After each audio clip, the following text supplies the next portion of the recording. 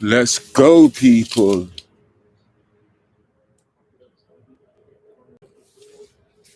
Let's have a go. Let's see who tunes in. Get with this prison planet politics, guys. Who panetaru menunut shayu kawun lalul bihu. He, the DTs, who nothing exists except by way of him. You know what? Let me get this other camera a bit closer because I'm also doing it. I'm trying a thing and doing it on Instagram, hi Instagram, and my YouTube at the same time. So I'm gonna wait 5 minutes like I usually do for people to tune in. I'm gonna twist some caps with this live here, this long overdue live. Yeah, we're gonna get some caps twisted.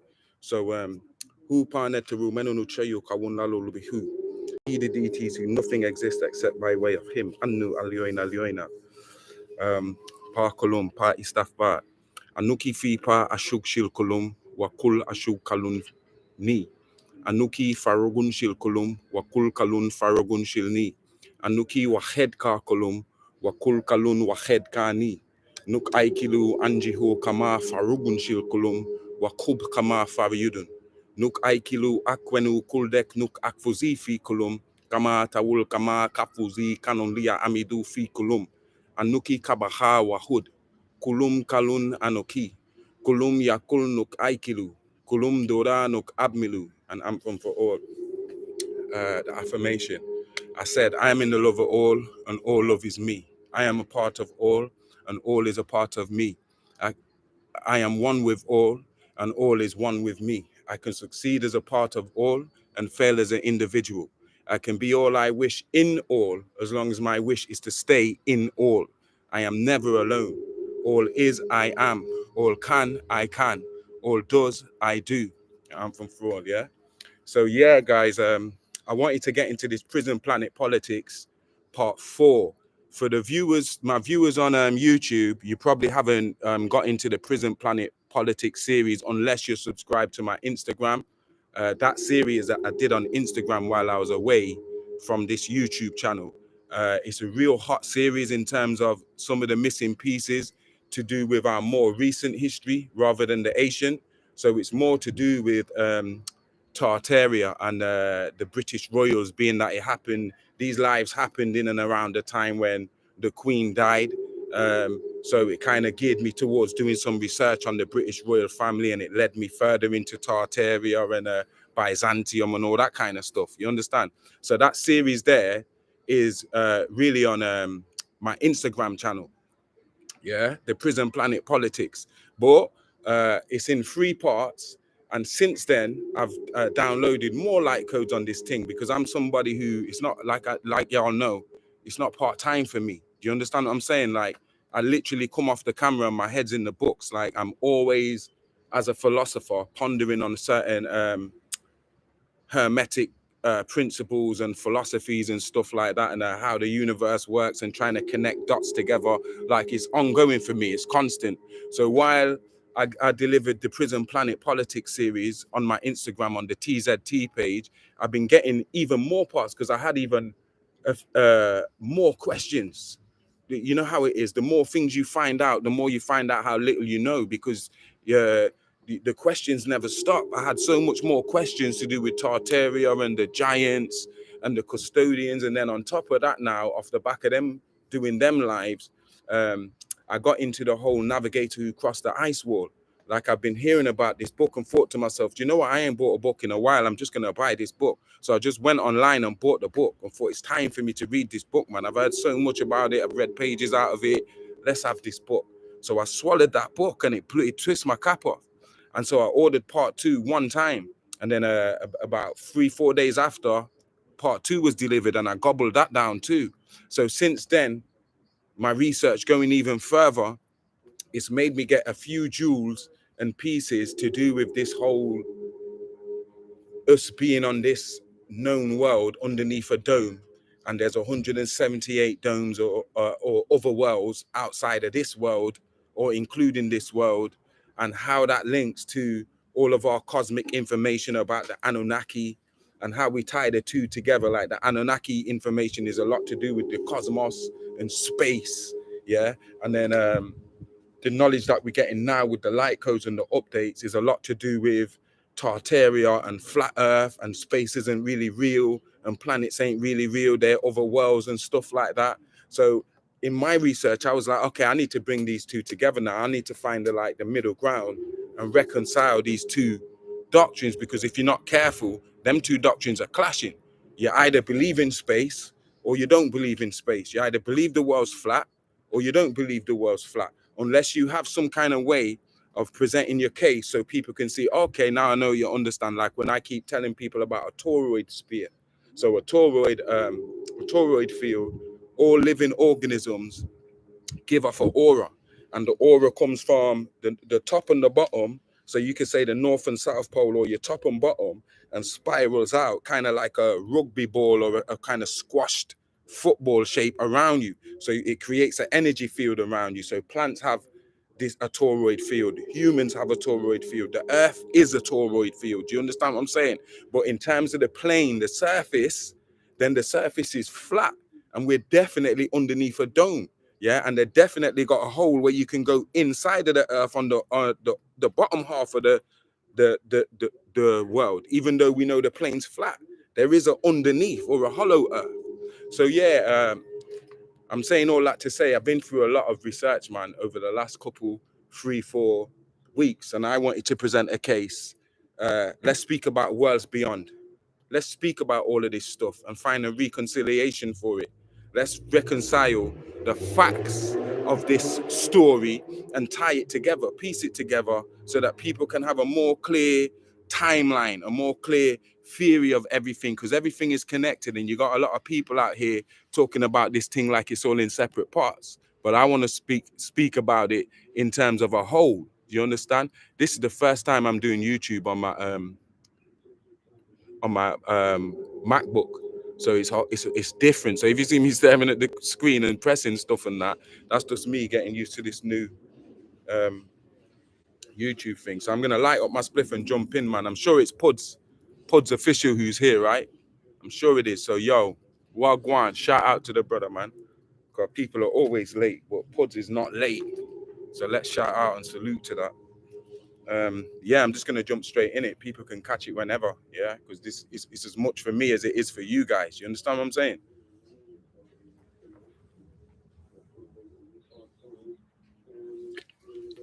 I got water here, so my mouth can't dry up. Right.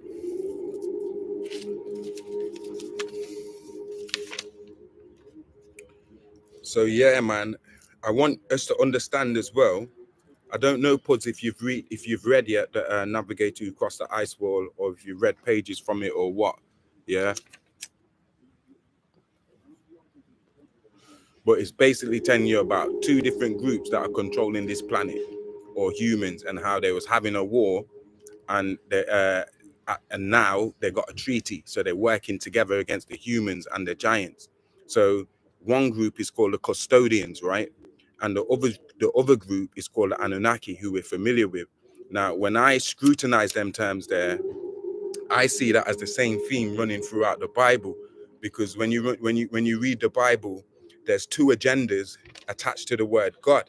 Yeah, especially if you're coming through the Torah, in terms of the Jewish teachings on the Torah, because they originated the Bible. So according to the Jews, Torah, they've got what you call the Elohistic, like Elohim, yeah. So they got the Elohistic view, and they got the Yahweh view. So you've got the Yahwehs and you've got the Elohims, and they're not the same thing. They're the same thing, but they're two different camps of the same thing. It's like politics. It's like Lib Democrats. It's like Democrats and Republicans in America, or conservatives and Labour Party in England. Like, they're all politicians, but they got two different agendas running at the same time. You understand what I'm saying? So you got the Yahwehs that's dealing with Enlil, and you've got the Elohim that's dealing with Enki. So you've got two different mafias or two different camps going at each other and having a kind of rivalry over how this project on Earth is going to run, like we've spoke about before, right?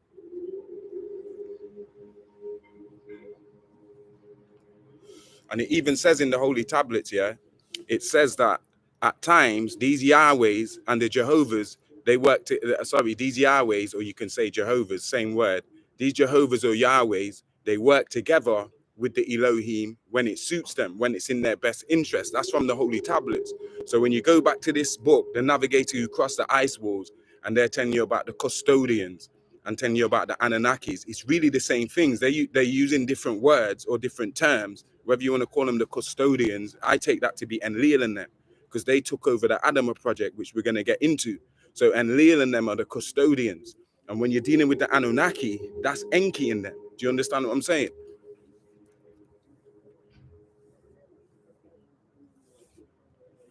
So really, when we're dealing with this whole thing about Earth, we're dealing with small fry gods or demiurges or archons, lesser gods, who took it upon themselves to create their own world and their own reality, that they could be the gods of that reality. And that experiment or project or creation that they ran is what we're calling Earth Realm today. Do you understand what I'm saying? Now, like I said, there's two agendas. When you're dealing with the custodians, they're on a wrath of God thing. They're the ones that, and God destroyed the people and wiped out, or sent an earthquake, or sent a flood, or pestilence, killed all the firstborn. That's all Enlilite doctrine. You understand? You're dealing with the Yahwehs or the Yahwehans. So Hebrew Israelites, yeah, I got a lot of respect for Hebrew Israelites, but they're way behind on this thing. If they want to worship Enlil as their God, like Young Elder says, that's up to them. Do you understand what I'm saying? But the fact remains that them Yahwehs, you're dealing with Enlil and the Enlilite doctrine, who's dealing with hate, an Enlil or this Yahweh, he's a maniac. That's why God comes across as a despot, as a bigot, as contradictory, as a maniac. If you go through the Torah or you go through the Old Testament, you're dealing with a maniac, psychopathic God who's dealing with vengeance, revenge, favoritism, depopulation, genocide, all of the things that you would associate with the devil. This God of the Bible is doing these things, yeah, with no remorse, because you're dealing with one side of the agenda, which is Enlil and them. And so when you go to the other side of the agenda, which is the Anu Elohim, I like to use that term, but let's just call them the Elohim or the Anunnakis, yeah, them ones, yeah. When you're dealing with them now, they're the ones who bring the mercy. They're the ones who spare certain people and stuff. Like there was a lot of different type of humans and proto-humans made before us, before we were perfected. And these beings were made on Mars. And when you're dealing with Enlil and them, they was just leaving these beings for dead, just rubbishing. Okay, we don't need them. These lot are shit. Let's move to the next upgrade.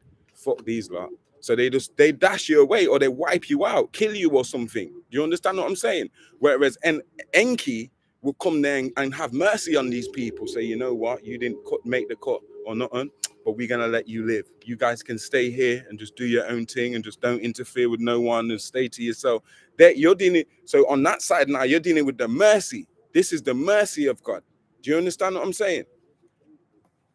So when you're dealing with the navigator who crossed the ice wall, remember you're dealing with Muzungu. So they're going to come with their own new terms for old themes. So they're going to say, okay, the custodians versus the Anunnaki. Remember, we know that Anunnaki, as a word anyway, is a very broad term.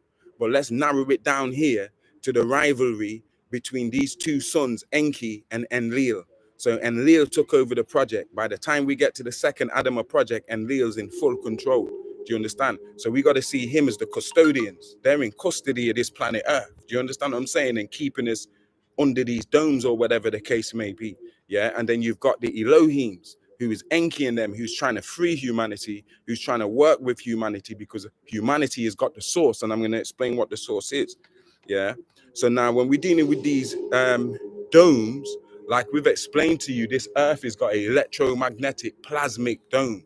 Yeah. You've got plasma, protoplasma, and then solid, liquid, and gas. We're only taught in school about solid, liquid, and gas. Now most people are aware that we've got plasma and how plasma affects things. You understand what I'm saying? But even beyond plasma, you got protoplasma. stuff that was before the plasma. Do you understand what I'm saying? And then you may have even more states of reality, and you've got beings who live in all of these states. Like you've got beings who live in gas, you've got beings who live in liquid, you've got beings who live on the solid. Do you understand what I'm saying? So in the same way, you got beings who dwell in the plasma, you know, and the protoplasma. Do you understand what I'm saying? That's a whole different world. But anyway, staying with these plasma domes, these electromagnetic domes that are, it's like a membrane, as Admiral Byrd and them describe it in Admiral Byrd's journal. It's like a membrane that veils each of these worlds. And there's no way for them to penetrate these membranes. It's never been done. I think what they're trying to say is that the Anunnaki have did it with Mars. They penetrated Mars, and then they found ways from Mars to come into this world here through the Antarctic ice wall and other different worlds, and went colonizing all these different worlds, them and the custodians. But these plasmic fields or these plasmic domes is electromagnetic, and Admiral Byrd described it as a membrane. Most beings can't see them. It just looks like nothing to us. This is the normal sky and that. But certain beings can see and can actually see it. Do you understand what I'm saying? Because remember, it's not just humans in this one world, this known world that we know. Like I've been saying for so long, it's just a chicken farm. It's just like a chicken farm. It's literally just a little small percentage of everything that's really here. Yeah, wrapped around a ball in a globe model that is the wrong way of describing what this realm is, because the surface is flat. It's not, the skin's not just wrapped around the ball. The surface is flat, and then everything else is ether and electromagnetics and wind and stuff like that.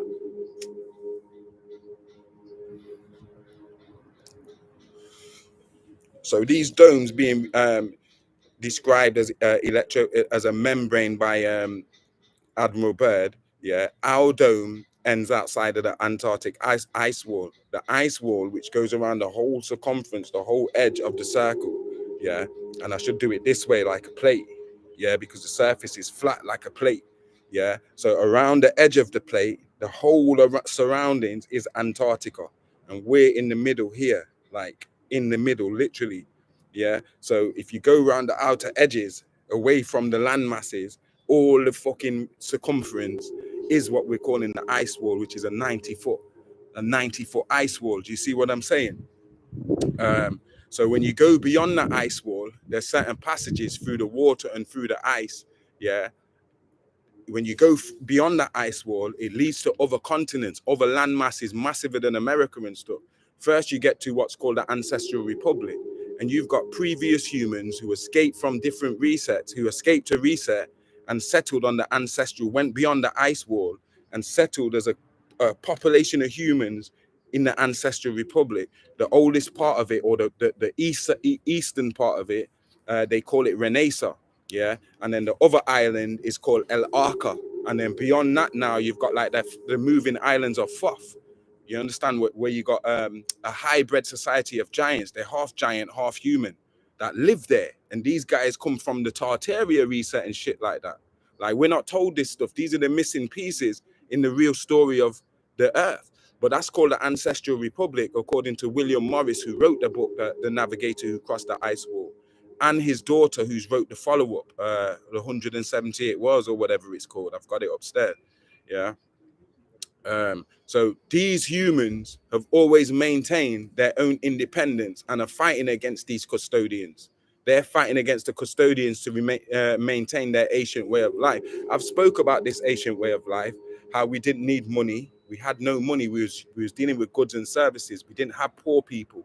We don't have people begging in the streets and have or have nots. And all of us lived running this rat race, chasing this fucking illusory fiat paper money. You understand? We're one of the few worlds who has this slave system running, this Alpha Draconian slave system. The custodians are running on us. When you get to the Ancestral Republic and that, they ain't got no time for none of that shit there. That's probably why they live until 250, 270 years old and that. We're dying at 70. It's normal to die at 60 and stuff. We're living in this artificial, industrialized, non-human type of fucking living. You wake up every day 6 a.m. in the morning to go and work for some company, that's, you understand what I'm saying? Part of this matrix, this system, that is the matrix. You thinking that you have to get up and live in this world, which is like a rat cage. where you have to work every day for this little breadcrumb money that they're giving us, this little bullshit pension that they're giving us. They don't have this in the Ancestral Republic. They have the Edenic living system. They do agriculture properly. Get yourself a copy of The Navigator Who Crossed the Ice Wall, because they describe these cities to you, how advanced these humans are. We might think when we say ancient humans that we're talking about some humans that don't have no technology or don't have no sense about science and spirituality and shit. Their whole schooling is totally different than ours. They're not concerned with teaching a 2-year-old how to count to 200. Do you understand? He's only 2. They're more concerned with teaching that 2-year-old how to interact with other beings, not just even humans, other beings. Do you understand what I'm saying? So we're living in this artificial rat race in more ways than one. You understand? The fact that we think we have to keep chasing this paper money to validate us living on this planet, paying for water, paying for fucking food, paying for air and all of that, when we could just all come together and utilize the resources here and everybody's good. We ain't got poor people or nobody else in the street begging for no fucking change. Yeah, but nobody wants to execute this change because nobody wants to put this change in themselves and actually become this change, from being to becoming it. So we're not waiting for a next man or some savior to come and give us this change that we want to see. We got to start doing it from inside. You understand?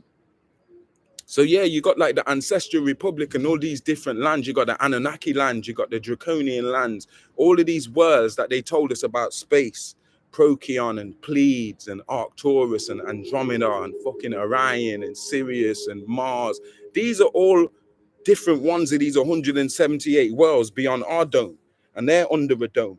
So the one closest to us is like Mars. That shit's under a dome, yeah?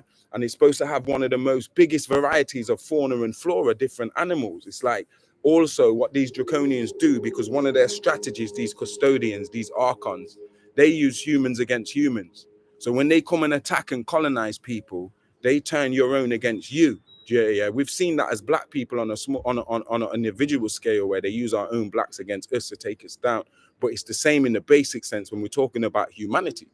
These demons, they use humans to do their bidding for them and shit. So if you're one of them humans who work for them and you're a traitor to your own humanity and shit, they reward you with saying, yo, you can go to Mars, you know. Yeah, you're done here, you know.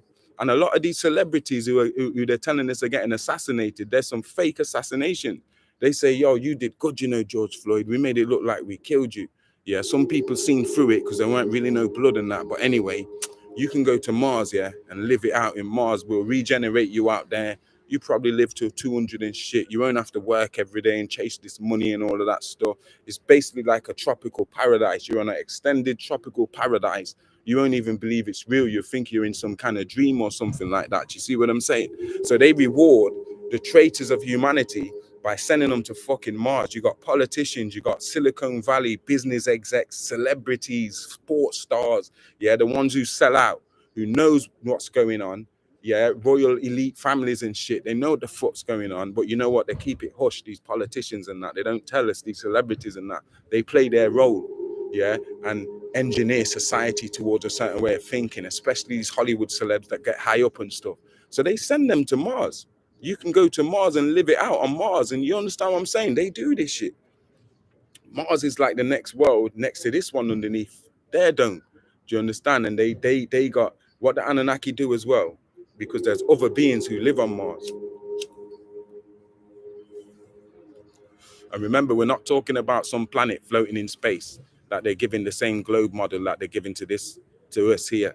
Yeah, we're talking about another world beyond the ice wall that's underneath its own dome or its own membrane. Yeah, and it's got its own politics and everything going there. And the natives who used to live there, the custodians and the Anunnaki, they wiped them out. The Yahwehians wiped them out. Yeah, and I want to make this point too. All races, you got two choices. You can either progress yourself towards a spiritual technology so you can ascend and go back to source, or you can progress yourself in terms of a war technology so you can colonize others and use others. So out of all these different extraterrestrials and species that we talk about, there's only two options for them. So now the good ones, they choose to develop their technology in a spiritual sense. But that's like a double-edged sword, because if someone's going to attack you now, you don't know nothing about war. you probably don't know how to defend yourself. You're going to be conquered by other beings that's on this war thing, that's developed the technology for war, like these Alpha Draconian reptilians and certain Anunnakis and shit like that. The other ones, their technology is more spiritually progressive, where they trying to ascend into higher dimensions from down here, the third, through the fourth, where your heart is weighed, all your deeds and shit is weighed on the fourth dimension. And if you pass, you can go into the fifth, the sixth, the seventh, which is called Malakut and stuff. If you don't pass, then you're trapped in what's called this hell, in these fucking lower realms, yeah. But there's beings who are happy to be here. They're like, yo, we'll stay here and we'll be the gods down here. We'll make people worship us down here because we got more power than everybody else. We're not even concerned with going up no further. So you got like reptilians, greys, insectoids, different type of fucking beings, sentient beings who are cold, that's how they function. They get down with this war thing.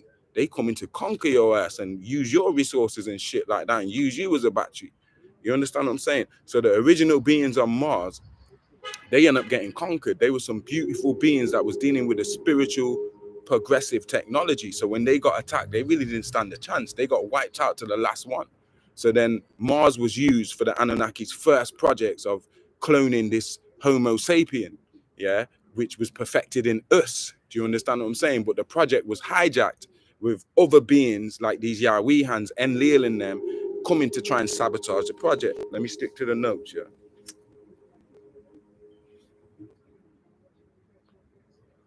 So it don't even make sense trying to explain to people no more that the surface of the earth is flat. You might as well, like, whoever's meant to know what's the truth is already really there. You don't really need to convince no one. All you're doing is sharing notes, but trying to convince people, that's long.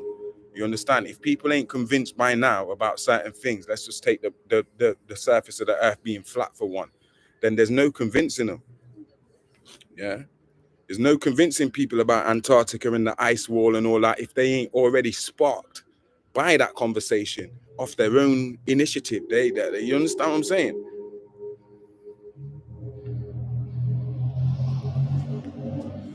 So, like, let me remind the viewers on YouTube, we spoke about John Dee and Queen Elizabeth I.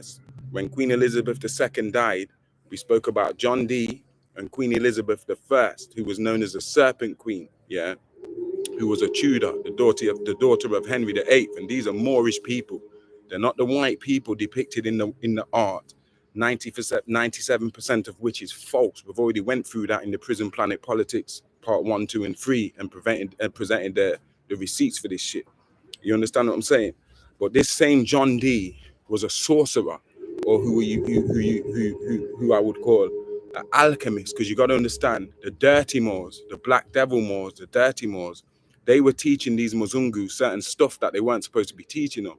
Since the time the Moors crossed over into Spain, yeah, man, the master. Since the Moors crossed over into Spain, yeah, in 711 AD, yeah, certain ones of them had been teaching certain Slavics and certain other Muzungu people in Spain and otherwise certain magic, certain alchemy, certain formulas they shouldn't have been showing them. We agreed to only show them 3 degrees of information, enough to civilize them, to show them how to, if they're going to eat meat, heavy meat diets, yo, cook that meat. Don't eat that shit rare and stuff. You're going to lead to disease and stuff. Yo, wash your skin every day. Make soap, antibacterial soap, and wash the germs off your skin every day. We give them 3 degrees of knowledge to understand this cosmos, to stop them from being so barbaric and spreading their epidemic diseases and running up on people's shit and that. Yeah. But we weren't supposed to go beyond certain things and show them certain information, certain aspects of the higher mysteries when you're dealing with alchemy and magic and you're dealing with quantum sciences and certain spells and shit like that. So they was teaching these motherfuckers, sorry about my language, for about 800 years. Yeah. So from 711 all the way up to 1492 is when they got kicked out of Spain in the Columbus saga and shit like that. Yeah. Queen Isabella and King Ferdinand and stuff.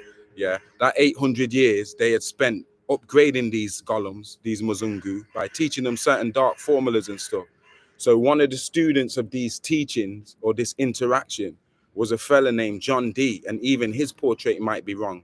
We might be talking about a Moor too. It's more likely we're talking about a Moor. Shakespeare, all these motherfuckers were Moors. They weren't white Muzungu people. Do you understand? But John Dee, anyway, he was used to make the conjure. And when I say make the conjure, The way that these devils fight against us is in conjure wars, like Rod Hayes explains. They use magic. They don't just run up in your country and fight you. This is a spiritual thing for them. War is a spiritual thing for them. Yo, believe me. Yeah, they turn to their demons and their devils, and the demons and devils instruct them on their wars and stuff, and the strategies of war and stuff.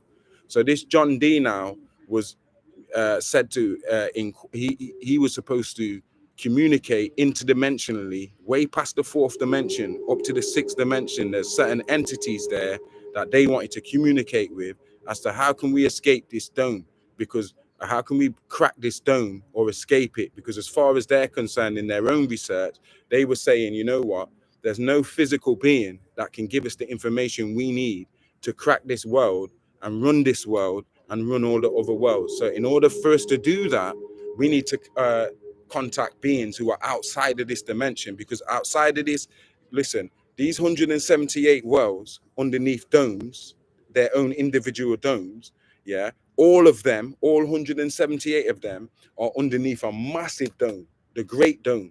So the Great Dome is over all of these 178 little individual domes in this world. And that's what they call the known world. Outside of that is just blackness. And they say this is unknown. So they don't even know what the fuck's out there. They can only account for these 178 worlds underneath this Great Dome. And that sparked my interest even more, because if you go back to the Megala tapes here on YouTube, on the YouTube channel, we got tapes speaking about the Nazarite Bible. Yeah, because I have the Nazarian Bible, and the themes, you can see how it links to the Sumerian tablets or to the Emerald tablets or to this what we're talking about here with the Beyond the Ice Wall and the 178 worlds. Because in the Megillah, it speaks about how everything's underneath this Great Dome, and then when you get beyond the dome, that's heaven. That's where the Most High, or Bar Kolum, dwells, or Anu and Antum, Jah and Jalla, whichever word you want to use. You understand, the Most High and his and the spouse, they dwell there. And so when you get to the navigator who crossed the ice wall, it shows you, hold on, all these 178 domes, they're underneath a Great Dome. Yeah. And then outside of that Great Dome, they can't even account for it, whether it's the Anunnakis or the custodians, or they ain't even explored that part of the shit. And so it also makes me think, so when we're looking out and we see stars and we see planets that show up and stuff, they're not really planets out there in those stars and shit. This is like Hunger Games. That's like a simulated sky. And they're showing us stuff that they want us to believe. And I believe that comes from these same Enlil in them. Because you can go to that Sumerian tablet where they show you the solar system in the form of spears. And like I say, based on my research, that's Enlil saying, okay, we're going to tell these humans this. This is how the shit works. You're in a solar system and the sun's in the fucking center and there's the planets. And they kept refining that down into this globe model space NASA shit that they give us today. It's the same fucking shit with the same time zone, 60 seconds in a fucking minute. Yeah. And so how could you understand what I'm saying? Remember, we had that discussion about how can we start from seconds, 60 seconds. We're supposed to have first. If you have a second, you're supposed to have a first. So how can our time start on a second? The fact that it starts on a second already shows us we're in the false time, because it should start with a first, 100 firsts in a second, and then 100 seconds in a minute. Not starting with no 60 seconds. There's 40 seconds missing, and there's the first missing. And then before the first, you have the moment. You have 1,000 moments in every first, and you have 100 firsts in every second, and you have 100 seconds in every minute, and you have 100 minutes in every hour. Just like if I say water, you got 100 liters in a milliliter, or 100 milliliters in a liter, whatever way around it is. It's not 60. Do you understand what I'm saying? So where did they get the 60 from?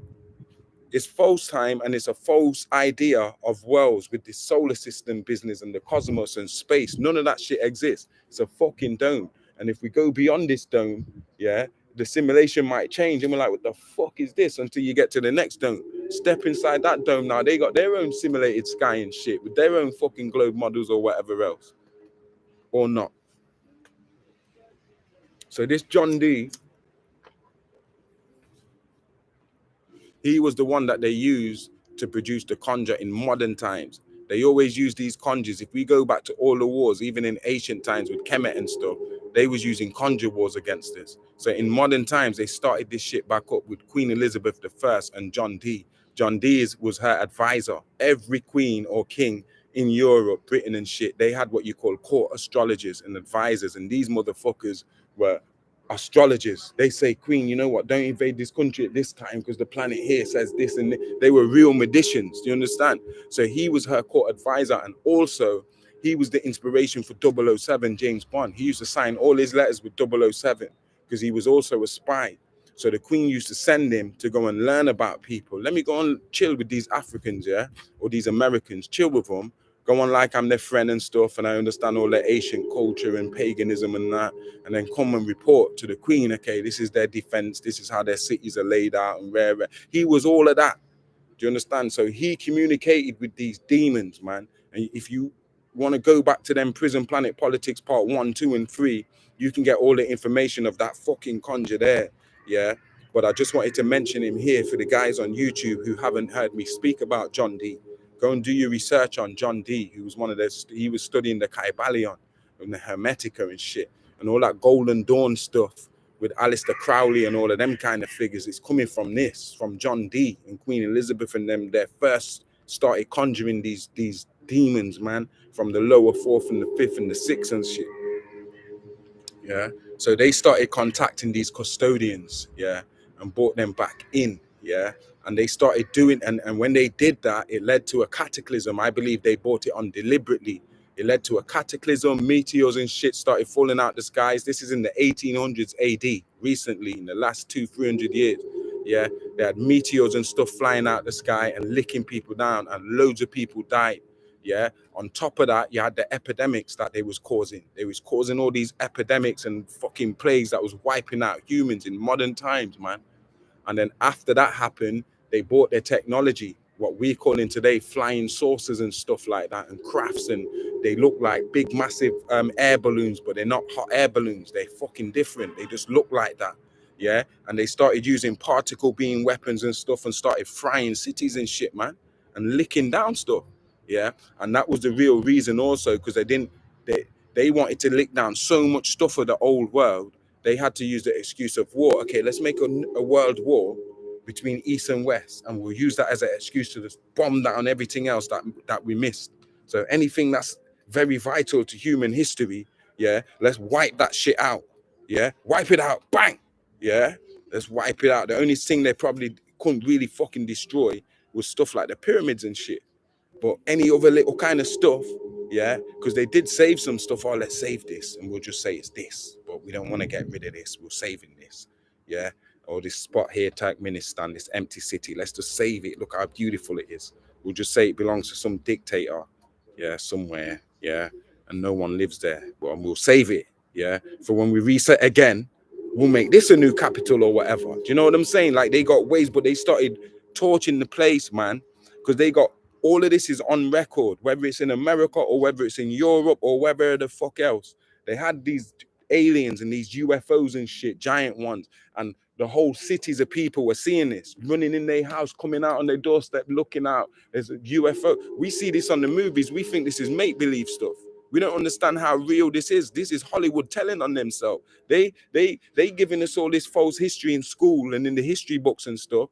When the real history's in Hollywood, they showing you this shit in the movies and stuff. That shit really happened, man. They playing it off like it's some sci-fi thing. It's not fucking sci-fi. I'm telling you now, all of that shit's documented. I'll start posting more of it on my TZT page. Like you see, I have started to do more of these receipts so you can see it for yourself and you can know. I'm not just making this up, man. This is documented. They had technology, man. And this technology is more ancient than you think. We're going to go back to that too. They had laptops, they had these smartphones. You understand what I'm saying? They had the fucking QR codes. They had all of this. They had tablets, everything, computers, the whole shit, satellites, everything, where they could spy on you, drones zooming in, all these gods and stuff we read about in the Bible and stuff. What do you think they had? This technology, they were working with technology, especially Enlil.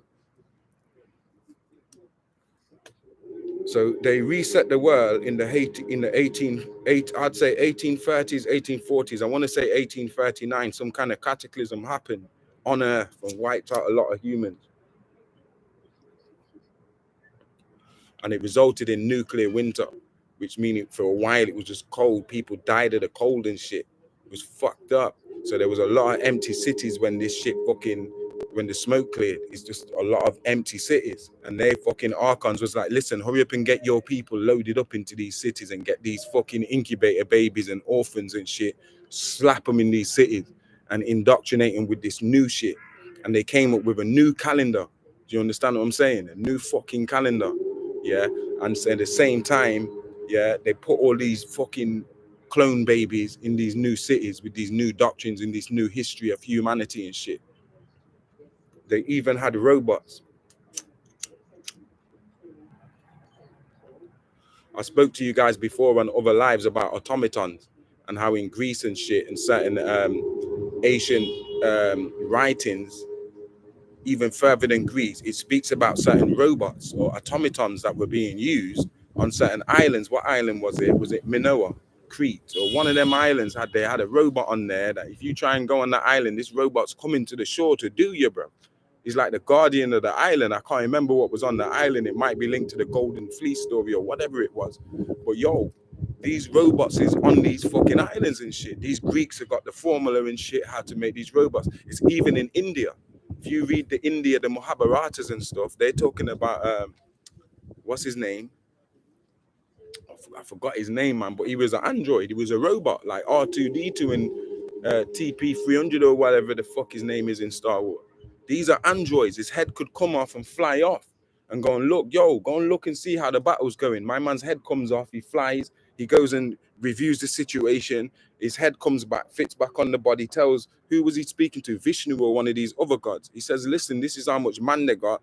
This is where they're coming from. And this is drone technology and stuff they're telling us about. We mythologizing it and spooking it out into all this religious shit. Yeah.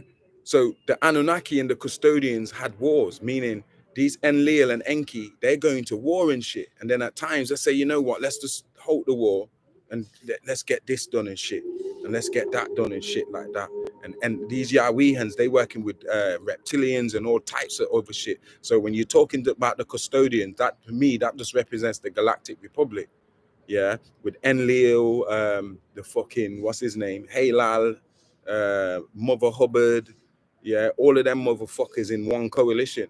And then on the other coalition, you got Anu and them, Enki and Anu and them, who's part of this Galactic Federation. So you got the Galactic Republic and the Galactic Federation, yeah. And at times they do have to work together, otherwise the planet's going to be destroyed and shit. You understand? And this is what's coming across when I'm reading The Navigator Who Crossed the Ice Wall. It's all in there. Yeah, so they had these robots, and now I got footage on my page, on my TZT page, that show you these robots, walking robots with the fucking guns on the shoulder and shit, like Transformers and that.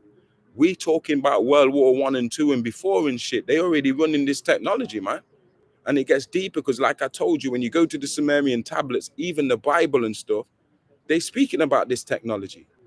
It's just that for most people, they've mythologized it with the religious aspect to make it seem like it's some kind of magical mystic stick. There's nothing mystic about it. It's talking about the same Apple Mac fucking laptops. It's talking about the same smartphones that we got now, QR codes, satellites. Yeah, these gods were using that shit in a time when most people was in a primitive thing.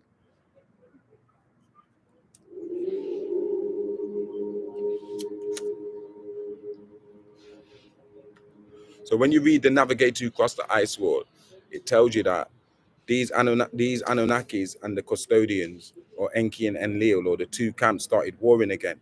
And when they started warring again, it provided a brief respite for humanity. It left humans to just develop. Hold on, where's these motherfuckers? Oh shit, these men are busy fighting each other. So yo, we can just prosper for a couple hundred years or for a couple hundred generations and shit. And that's what Tartaria was. That's what it's saying in this Navigator Who Crossed the Ice Wall. It's saying that Tartaria was the giants and the humans coming together like, yo, these custodians are fucking gone. The Anakim giants, yeah, and the humans, and they came together and they mixed and they developed technology so they could defend themselves. And they came up with the concept of where the world turned into a Tartaria thing. And everyone was waiting to fight these motherfuckers. And we lost the war, man. When the war came, we put up a good fight, but we lost the war, man. And a large chunk of them humans moved beyond the ice wall and is now beyond the ice wall in the ancestral republic and the islands of Thoth and shit, while we trapped here in this fucking bird cage, in this chicken fucking nest. No one's talking about this shit like we're supposed to be talking about this shit. How come I'm the only one out here trying to talk about this shit? How come there ain't more niggas where I can sit down and listen to somebody saying this shit to me? Do you understand what I'm saying?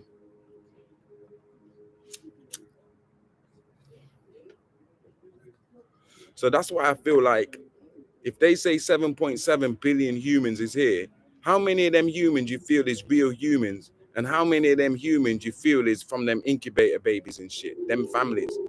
You understand? These fucking clones, man. These new modern humans who just go to work and pay bills and just conform and follow whatever trend and just live in this cage. You're just happy with it.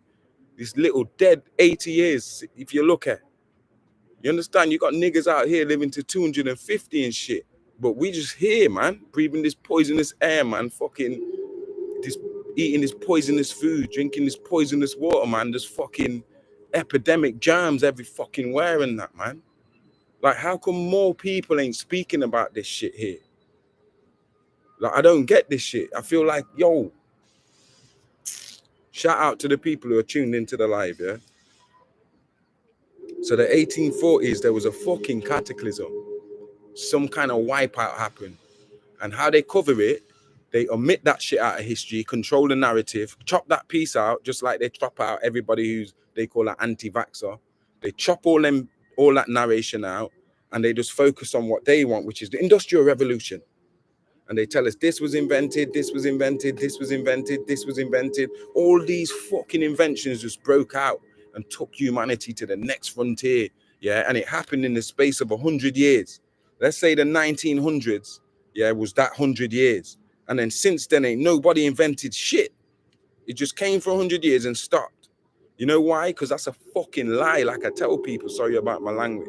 There was no industrial revolution.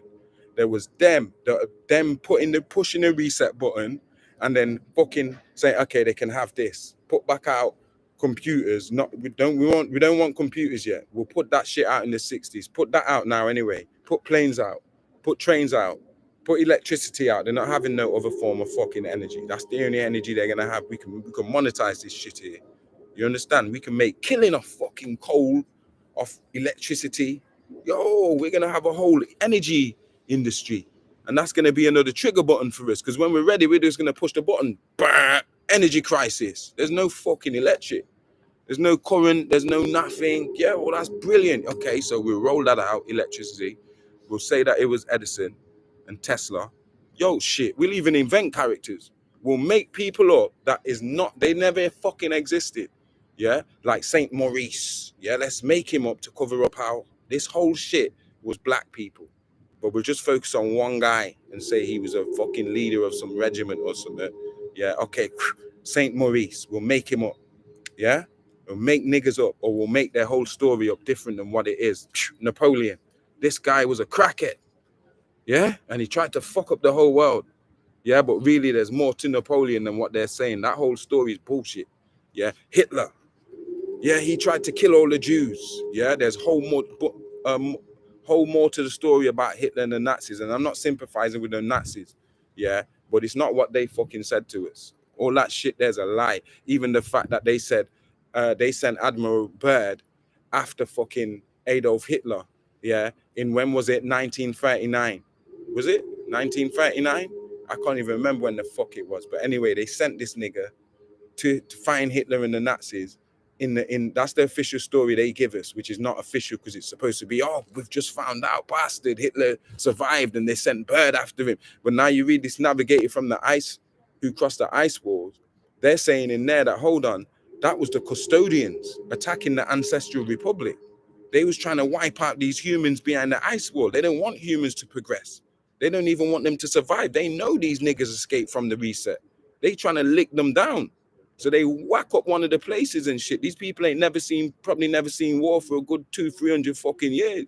All of a sudden now they getting missiles rained down on them and all type of fucking new age weaponry and shit. Yeah, they weren't chasing no Hitler. They was the custodian sent Byrd and a whole war force to wipe out the Ancestral Republic. And Bird had been down there a couple times, like how you see pictures coming out now that is allegedly associated to Admiral Byrd in one of his expeditions when he was in Hollow Earth taking pictures of shit. Dinosaur-looking creatures, humans that don't look like fucking humans, all type of pictures coming out in this bitch. So they made a deliberate cataclysm in the 1830s. And they sent their ships and that and wiped out our cities, man, and wiped out humans. And this shit's on record. And this shit's in paintings and in the art of the times and everything. People remember this shit. You can never wipe the truth. Just like now we're seeing with this whole scamdemic shit. They can never wipe the truth. So imagine this in the age we're talking about, when all this shit went on and this government or whatever is trying to play it like, oh, this is not what went on, guys. This is what went on. It's a revolution. And they're trying to con everyone. You understand what I'm saying?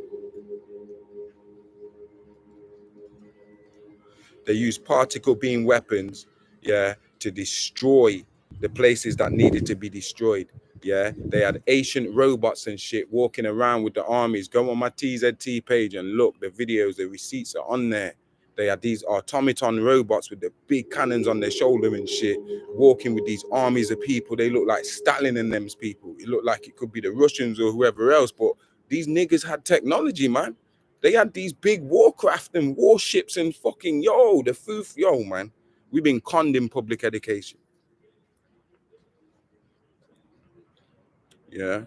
So Mars was the first world that the Anunnaki, remember we're using that loose term again, Anunnaki conquered. So to me, these are talking about Enlil and shit.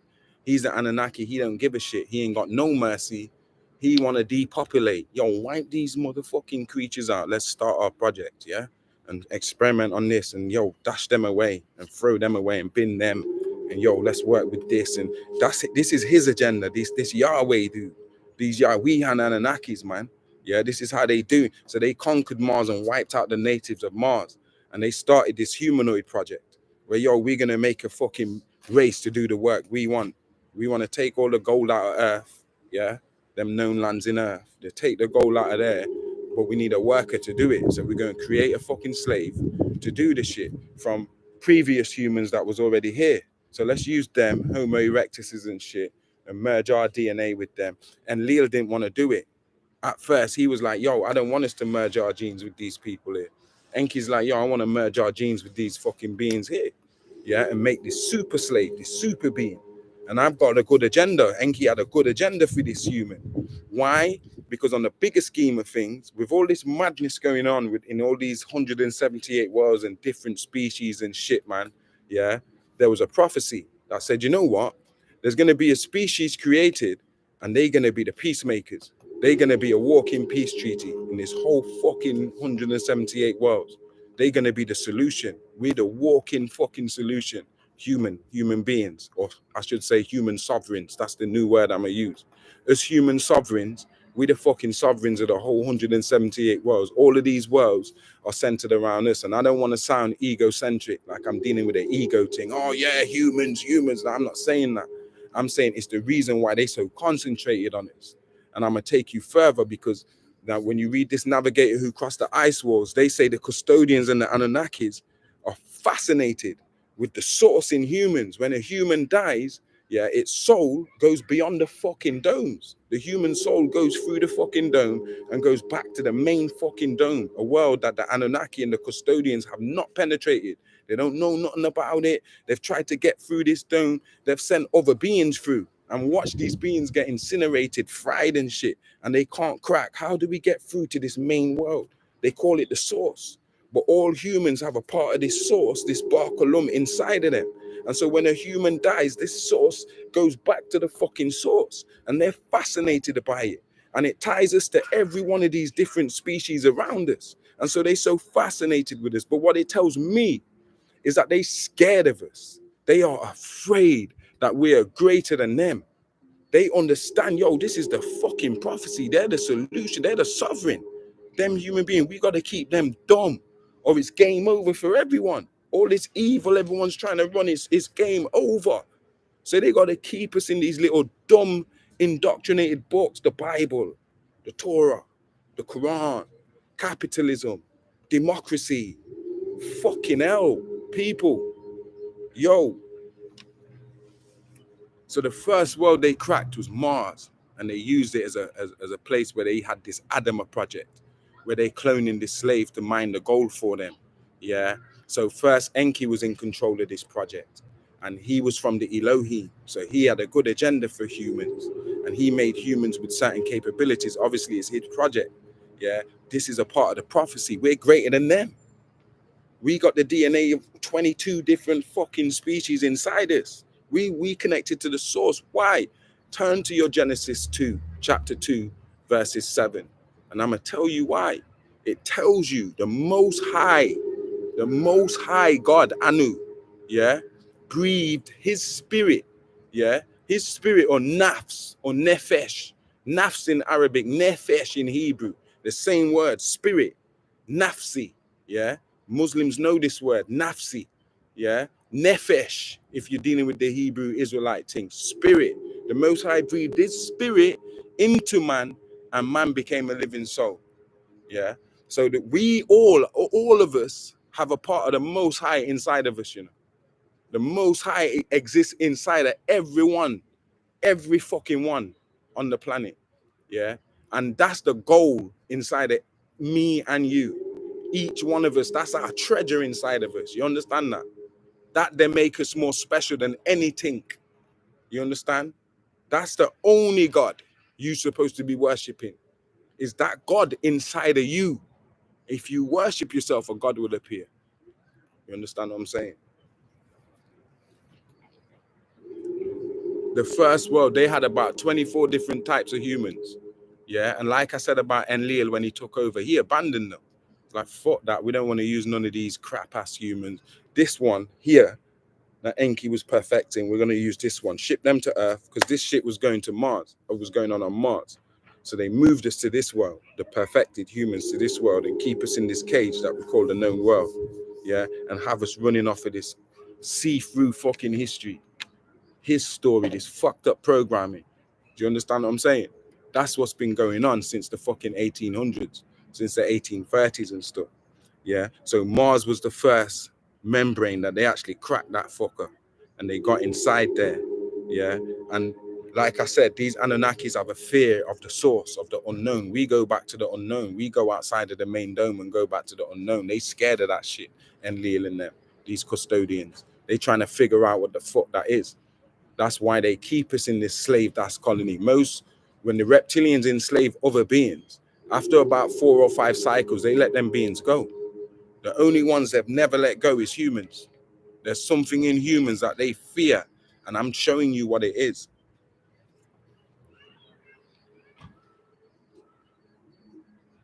So as I said, now Mars is used as like a vacation thing. So all these fake celebrities that, okay, your time's up. You've done really good, you know, Prince. So now we're gonna act like we've killed you, yeah, and we're gonna send you to Mars. Otherwise, you're gonna become compromised, because people are gonna see through. Hold on, Prince and them are not really for us. They was part of the agenda. Do you understand what I'm saying?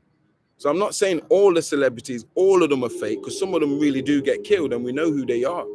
But some of these ones where it's suspect, like Nipsey Hussle, come on, guys.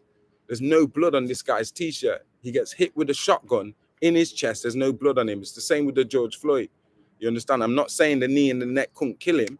Do you understand? But come on now. This is set up. This is like a Hollywood acting script.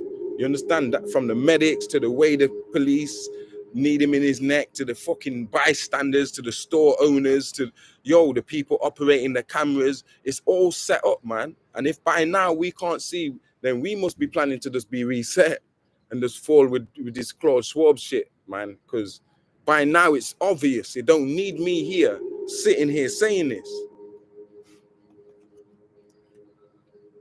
So there's more continents. Just like Admiral Byrd said, he wasn't good with it. They had to kill him because he wanted to come out and tell people. I'm not saying he was a good person, but nobody's perfectly good. Me, I'm not perfectly good. You watching, you're not perfectly good. And no one's perfectly evil. Even evil serial killers have got people they love. They got people they look up to. They got intimate relationships with people and stuff. You understand what I'm saying? But Admiral Byrd, he wanted to come out with the shit. They had to silence him and kill him. Yo, get rid of him a year after. He's just too much, too dangerous, man. Get rid of him. You understand what I'm saying? He was trying to say there's more continents. He came out and said it before they killed him. They couldn't stop it coming out.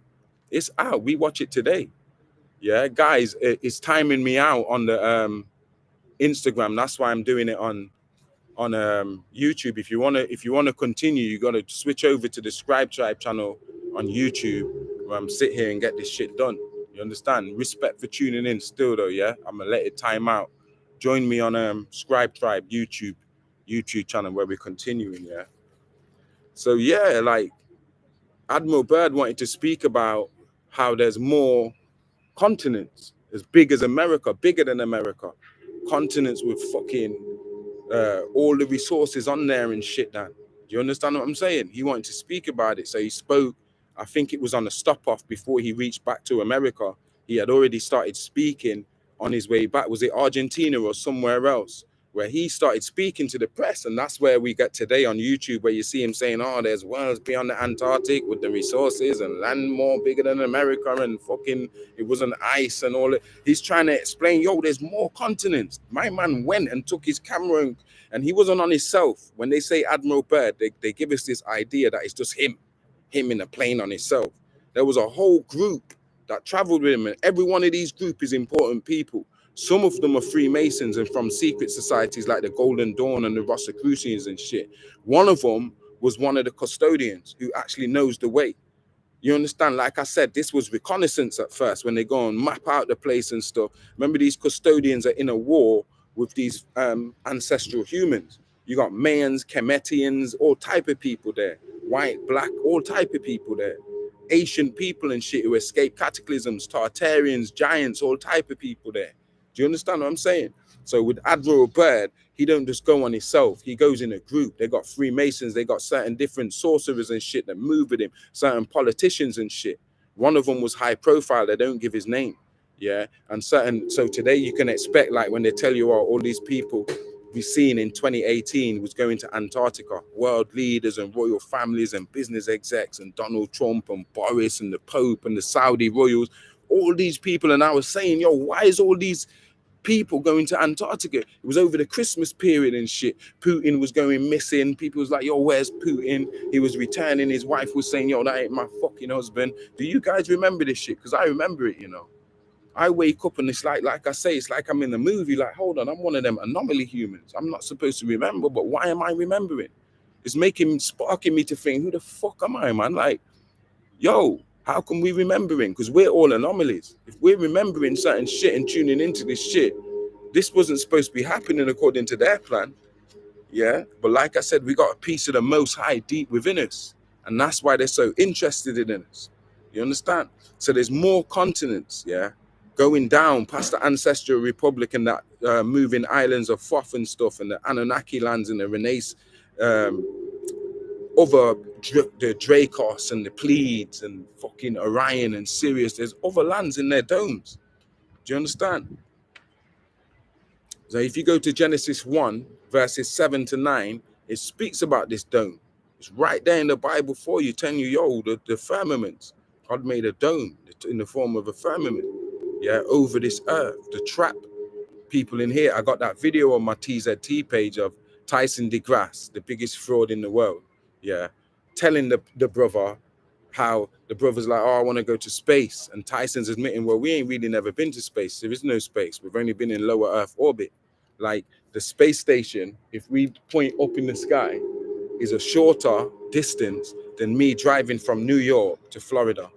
If I drove from New York to Florida, that's a longer distance than it is from me to fly from here on the ground up to the space station. See, we think the space station's in space.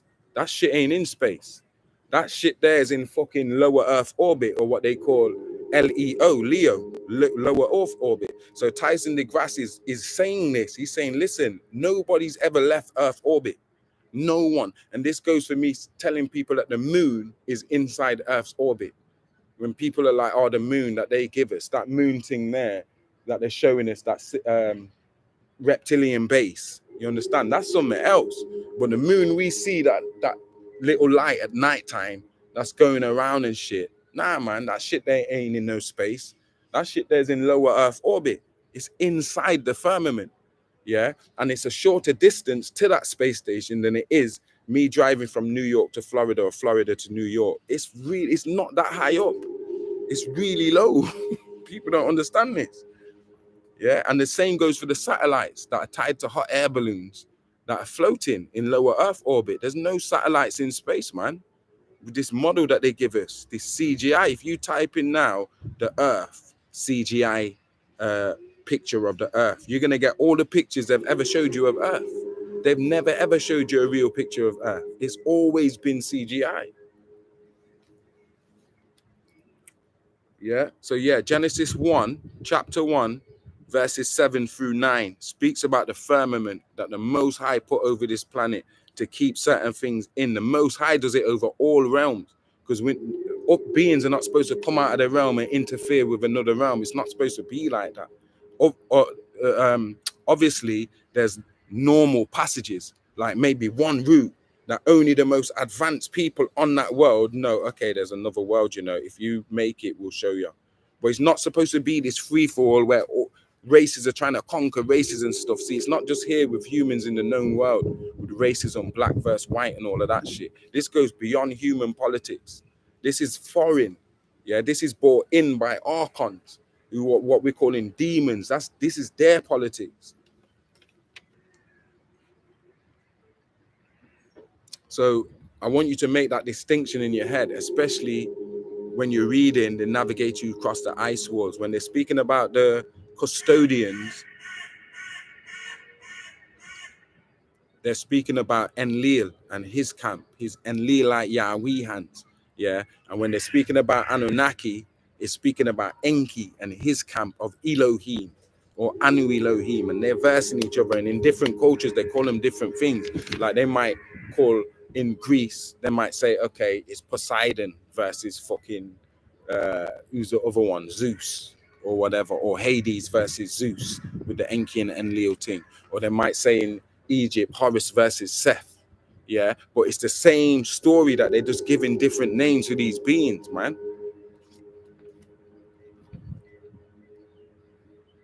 So that's what they did, yeah.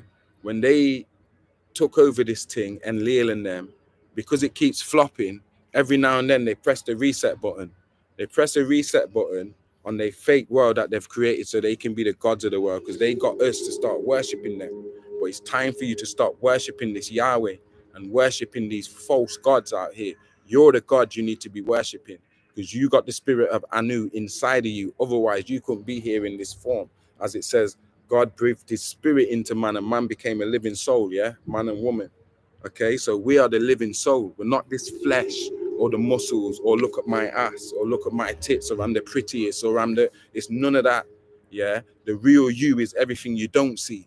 It's the spirit of Anu that animates you, the needle in the haystack. When you get through that calcination, that first stage in your alchemy, and you get down to that real you, that needle, when you burn all of that grass that's hiding the needle, you just light a fire to the grass and the grass burns. And the only thing you're left with is that needle, that real you, that spirit of the Most High, that Genesis 2, verse 7, bam, the spirit of the Most High that's breathed into you through your nostrils.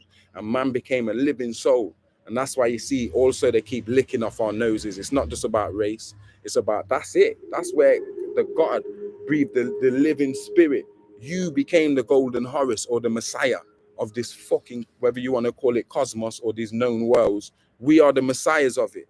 We're the ones who are going to bring an end to this ongoing war between reptilian custodians and this and that. We're the ones who are going to say, yo, it's finished.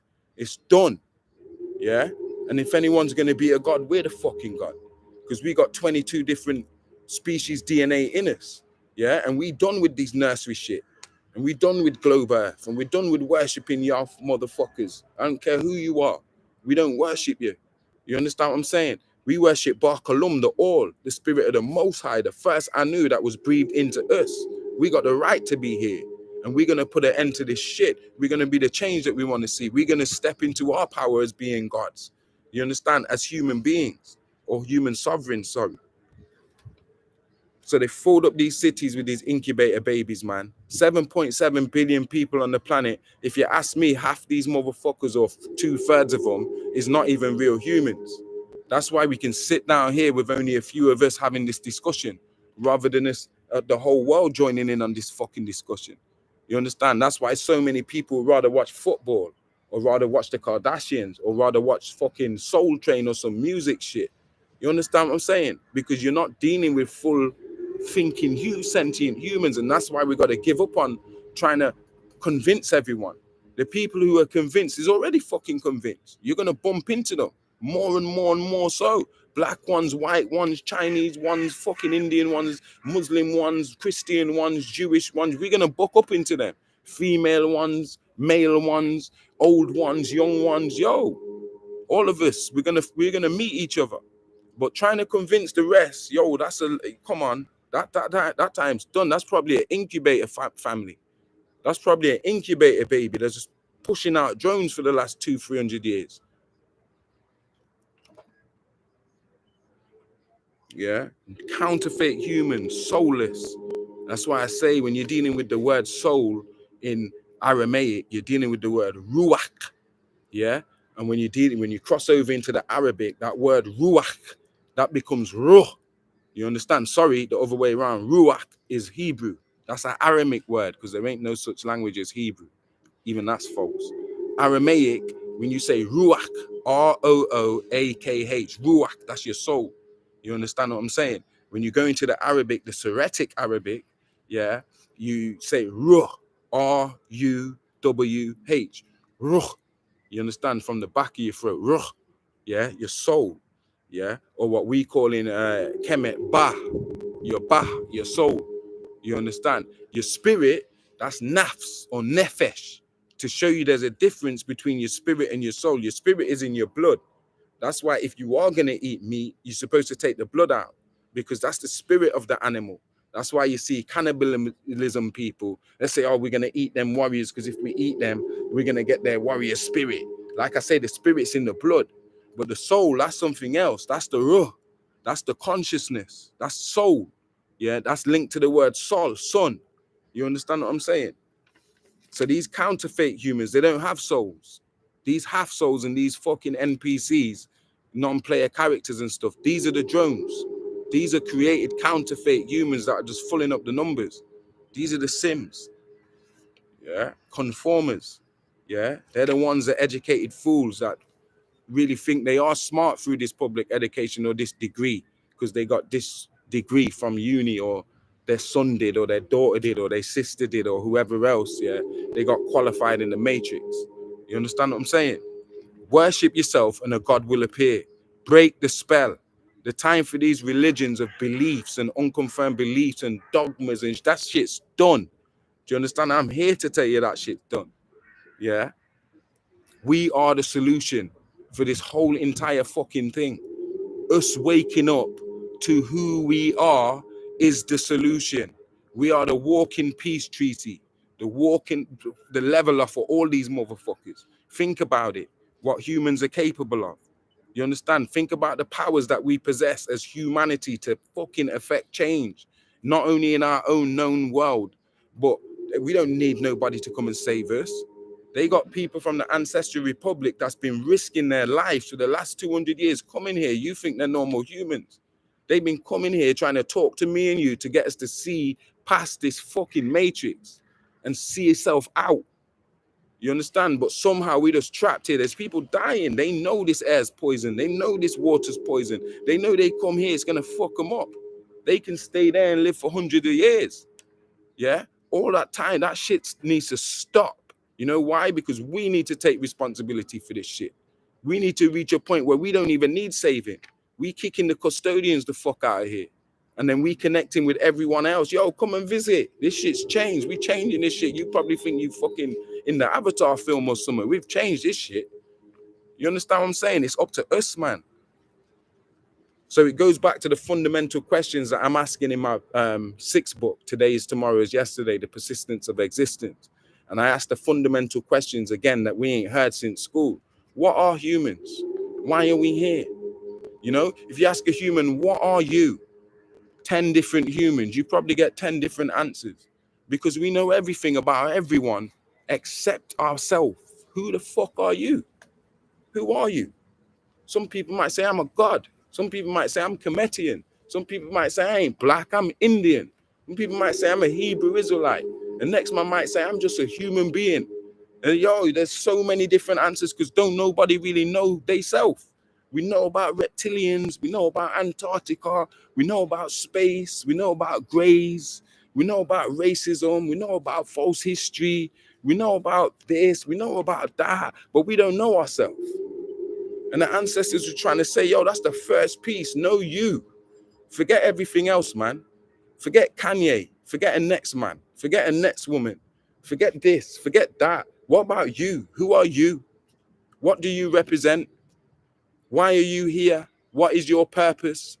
What is your destination? Where are you headed?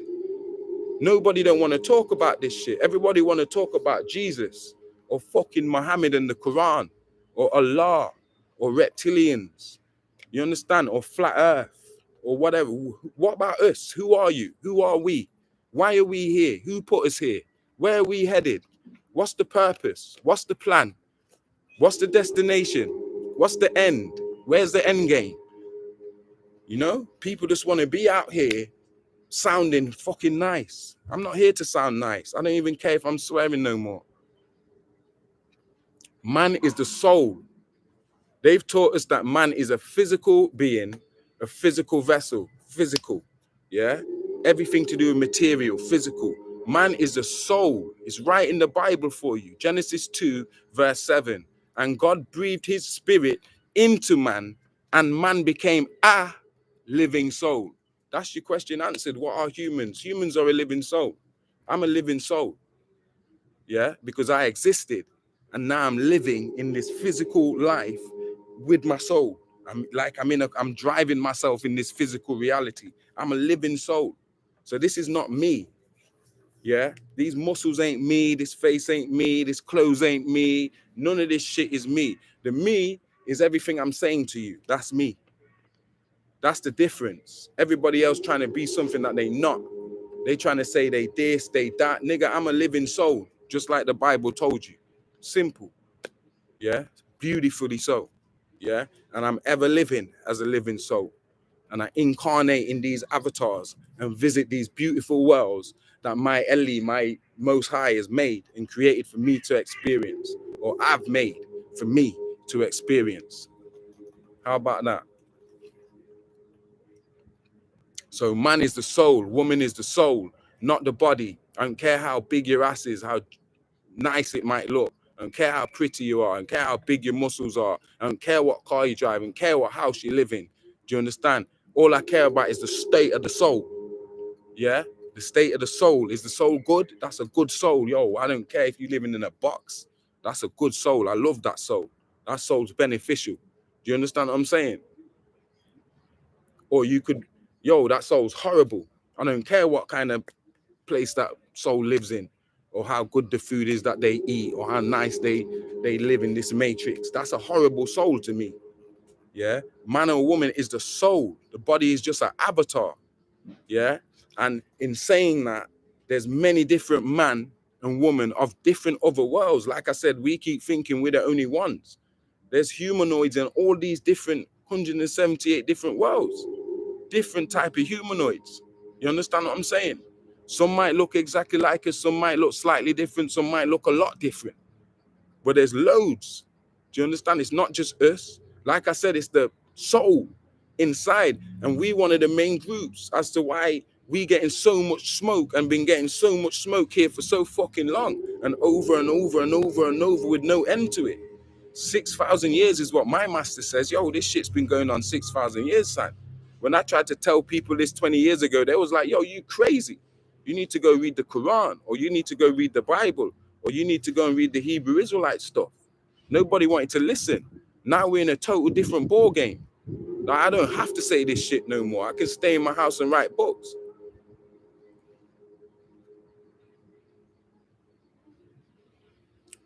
Here's a question for the Muslims. Why did Allah ask the angels or the Malaikat to bow down to Adam? That's shirk. Muslims say shirk is combining partners with Allah. There's only one God. There's no other gods. Oh, astaghfirullah. Oh, that's the worst thing you could say. You lot believe there's loads of God. Yeah, and that's shirk.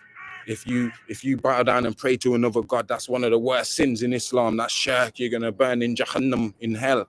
Yeah. But in your Quran, your own God is telling all the other angels or gods, yo, bow down to this human being that I've created, this Adam.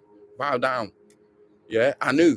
He loves this being. Yo, Enki, you created this being. Yo, bow down. Everyone bow down to this being. I love this being, this Adam and Eve being, man. This is brilliant. Everyone bow down. Do you know what? They tell you the devil never bowed down. The devil was among the angels, yeah, and he puffed himself up with pride, and the devil never bowed down. But answer me that question. Why is Allah asking these other angels, or that's committing shirk? Like Muslims say, okay, Jedefre, you believe in Amun-Ra and Anu and all these different gods. Oh, you combining partners with Allah. That's shirk, stuck for Allah. But your God's doing it. Your God, Allah, in the Quran, and don't let me have to pull up the verse, yeah, is telling Adam, is telling the rest, Malaikat, rulers, Malik, ruler, Malaikat, rulers, angels, yo, bow down to Adam. They all bow down. It says, except Iblis, which is the devil, which is Iblis or Satan before he was thrown out of heaven. He didn't want to bow to this Adam. It weren't Satan in that sense. It was the Satan was Enlil. He didn't want to bow down. He's like, hold on, I'm 40 billion years old. We're Anunnakis. We're like, yo, I'm not bowing down to this creature. I fucking hate this creature. I'm going to sabotage this fucking creature. So he went against Anu. And ever since, he's been scheming against humans. Yo, I want to wipe these niggas out. Depopulation. I hate these. How could the fuck can he tell me to bow down to this inferior human who's made out of mud and shit? He came with the first racism and he does not like humans. He hates us, man. And he went against Anu and he does stuff behind Anu's back and stuff. And you might think, how can he do that? Well, Anu's not here. He left, his son's in charge of this realm. Yeah, and is in other higher realms. So in his absence, all of this shit's gone on here, where you've got this demiurge, yeah, Enki and Leo trying to run this thing. Like, hold on, what the fuck is this? And now we're getting to the end of it. So they asked the angels to bow down to Adam, and persons like Iblis, who became the Satan or Lucifer, yeah, who is a half reptilian, half Anunnaki, yeah, the son of Tanush, and also Enlil, the son of the Most High himself, yeah, Enlil. He didn't want to bow down. Do you understand? He on this I hate humans thing. So because of the jealousy he has towards us and to his brother Enki, is where you get all of this biblical back and forth with God. They don't tell us there's a war going on between God and God's fighting over humans. That's why you got God wiping out so much humans in the Bible. You ain't got no devil wiping out no human, you know. You might get the devil popping up here and there trying to tempt this human or tempt that human or whatever. Yeah, and I'm not trying to get you into worshiping the devil. Fuck the devil. But I'm just saying, let's call a spade a spade. The killing being done in the Bible is being done by Enlil or Yahweh. Yahweh is the fucking psychopath or the maniac or the killer. The devil might have his twisted mind or whatever, but that's just like any person who chats shit anyway. Yo, he can chat whatever shit he wants. But he ain't in the Bible killing no one. You understand? The killing's being done by this fucking Yahweh. Why don't you tell these Jews, these Hebrew Israelites, come and defend your Yahweh? Why is Yahweh killing up humans? He's a psychopath. He's the one who contradicts himself according to you and what you say about your doctrine. Let's call a spade a spade. And you can do the same with Christians or Muslims. And I'm not here to pick a fight with religious people because religion can't defend itself. So nobody can't defend religion anyway. Do you understand? But what I'm saying, I'm calling a spade, and we got a right to, because these are the mind traps that they use to trap us. So if people feel bad about me saying this stuff about their religion, then all they have to do is prove me wrong. It's that simple. Because they think we turn away from religion because we don't like God. No, we turn away from religion because we like God, and religion gets in the way of our relationship with God. We don't have a middleman. All that shit's dead. Yeah, we have a relationship with God with the shortest route. I don't have to walk to the mosque or no church or nowhere. I just go inside myself. Yeah, that's the quickest route to God. Not no church or no Gurdwara temple or no fucking pyramid or nothing. inside me. Do you understand? Inside you. Yeah. So I want to say, yeah. And Leal been scheming against man from the start. He didn't want to bow down. He's one of the original devils that didn't want to bow down and worship the sovereignty, not worship, and give reverence to the sovereignty of humans. We come to save their asses. We saving their ass in more ways than one. We fucking getting the goal. If we don't get you the goal, your world's finished.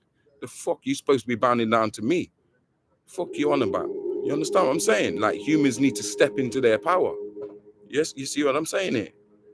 Yeah, and like I said, certain species they develop their technology towards war, like we see now with the Mzungu. They're not concerned with no spiritual technology or developing no spiritual nothing. All the budget is war. What's the war budget? Fucking 30 trillion. How much we spending on education? Here, here's £10. How much you spending on medicine? Here, here's £20. Yeah. How much you spending on this nuclear rocket? Yo, here's 40 fucking billion. Yeah, here's 16 trillion. You understand? They developing a war thing. Yeah. And then other species of beings, they was on a pure, spirituality. And I feel sorry for them because a lot of the time they came into interaction with other species thinking that it's all good, only to get yourself fucking nuked, finished out. But what I'm saying is now, we've got both. We've got to be the species that have both. Listen, we're not getting into all of that fucking ring a rosy, let's hold hands and dance in a circle and all be spiritual till we float through the cloud. Fuck that. Yeah?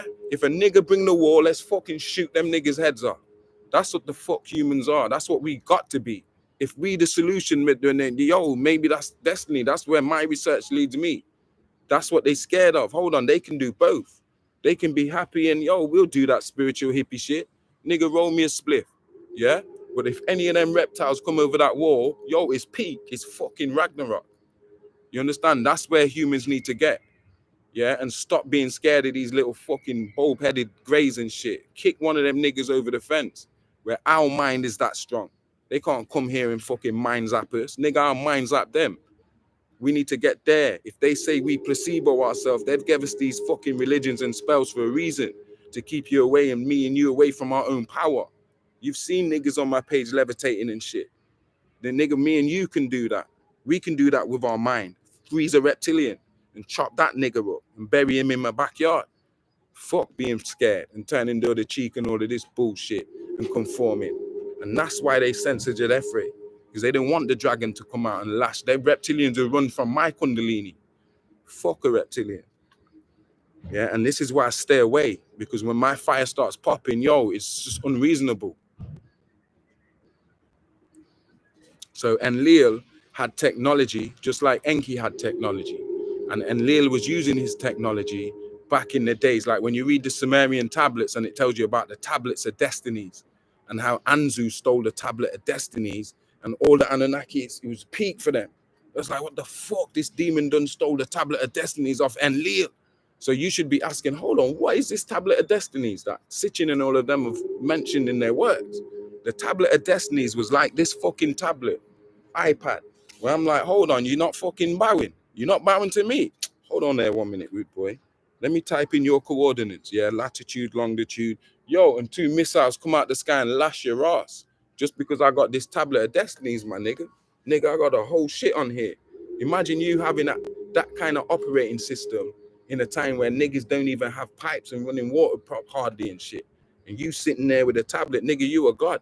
I got planes, I got helicopters, I got satellites watching your fucking house. I know how much humans is in your population, who lives where, what do you think this thing is? So Enlil had this technology, the tablet of destinies. Do you understand what I'm saying? And he got robbed by one of the demons. And Murdoch had to go and fight the demon. Yeah, it's on Sumerian tablets. Go study, yeah, and get this tablet of destinies back and bring it back to the Echo or the temple that they had in Leo's fucking temple in Nippur or Sipar, one of them ancient cities anyway. They had this technology. They had the QR codes. They had the smartphones. They had the tablets. They had the MacBook Pro, flip phone. They had this shit. You've seen on record, you've seen it come up, like old pictures of people on mobile phones and shit. I'm talking 1800s and even maybe further. You've seen people on the Indian temples holding tablet. holding QR codes and shit. Do you understand what I'm saying? We've had this shit since Tartaria with Chronovisor and all this stuff where you can peer into the past. Looking Glass. They found a tablet with Enlil sitting on a chair, sat next to the Looking Glass. I didn't even know that was a Looking Glass. I'm going to post a picture on my TZT page just so you can see. I'm going to point out this is the Looking Glass technology. You see the big, massive, giant Anunnaki sitting with the wheel thing, with the star-looking thing in the middle, and it's like it's hanging. And then you got 3 little humans like down the size of his feet down here that's come to him. They must be inquiring about something, that what's going to happen, so he can peer, and Leo can just use his technology and look in the past or look in the future and see what the fuck's happening. We've got that technology now. We've had it with the Chronovisor. I posted that in the group. I think it's in either the Instagram group or the Telegram group. You understand? I posted it. It's, yo, this is the Chronovisor shit I was talking about.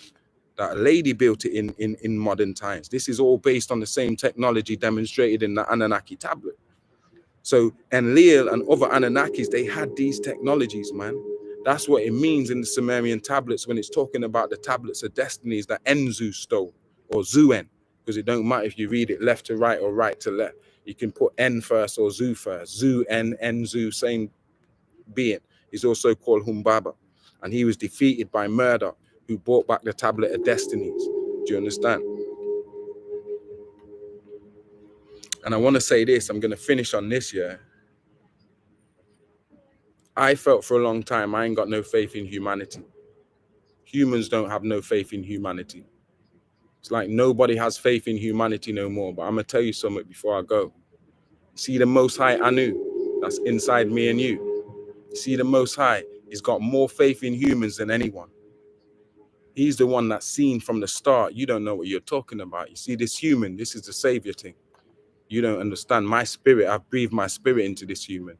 This human's going to save the whole game. When everybody think, oh, look, humans are fuck-ups. They kill each other, the racism, the war. It's all a means to an end. It's going somewhere. It's not just this. There's a method to this madness. There's a reason why Anu had faith, has so much faith in us from inside out. Yeah. They asked Anu in the start, so hold on, are you going to create a being that's going to like be mischievous and cause bloodshed and rare? This is what the Anunnaki were saying when they first came up. Yo, let's create another being, man, to do the work and to be the like savior, this whole shit, balance out this whole shit, be the peace treaty. They said, hold on, Anu, for real, all the beings ever created, they just create wars, and it's a mad thing. It's, yo, they call it, what do they call it? The tears of, not the tears of life, but the trail of tears or something kind of similar, like what they call that American Indian thing. But the trail of tears in the spiritual sense means when your soul incarnates, the amount of pain and bloodshed and hurt and loss and that you have to deal with in the spiritual realm. They don't even like incarnating. They're like, yo, you incarnating? Oh shit, good luck, man. See you when you get back. That's a mad thing. You're going to Earth, bastard. Earth's peak. You understand what I'm trying to say? But Anu had faith. He's like, nah, man, I know what you don't know. These humans, they got my soul in them. I breathe my spirit in these humans.